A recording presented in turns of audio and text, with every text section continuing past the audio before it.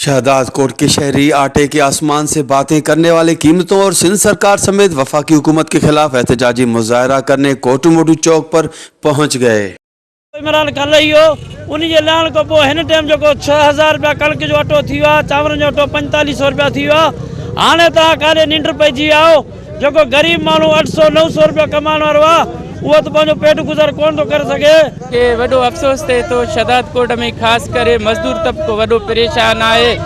गेह जो अचानक गेह जो भी रेट चोट करे छॾियूं। अटो जेको डेली खाइण पीअण जो सामान गरीब कमाए तो 500, उन जे घर में 1500 रुपया ख़र्च आहे। आख़िर सिंध वारनि सां एॾो ज़ुल्म छो आहे? असां त सिंध हुकूमत को मुतालबो करण लाइ तयारु न आहियूं, छो जो सिंध हुकूमत अंधी आहे, गूंगी आहे, ॿोड़ी आहे। छड़ो पंहिंजी कुर्सी बचाइण में पूरा आहिनि ऐं अटे चोराइण में पूरा आहिनि।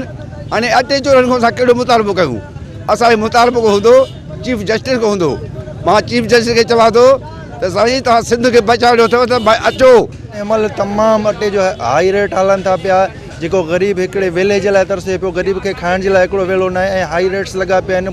ग़रीबूं बुख फ़ाका कशी ते अची पुॻा आहिनि, पर असांखे ख़बर नथी पवे त हीअ गवर्नमेंट अलाए छा थी करे। जी महांगाई वधी वई आहे, इन जे ख़िलाफ़ असांजो अॼु एहतजाज आहे। असांजो सिंध गवर्नमेंट सां इहो मुतालबो आहे त फौरी तौर नोटिस वठी ऐं अटे जो रेट जेको आहे त मोटी पंहिंजी साॻी जॻह ते आणींदा। कम से कम किलो जेको आहे त 50 या 60 रुपए जे दरमियान में हलाईंदा।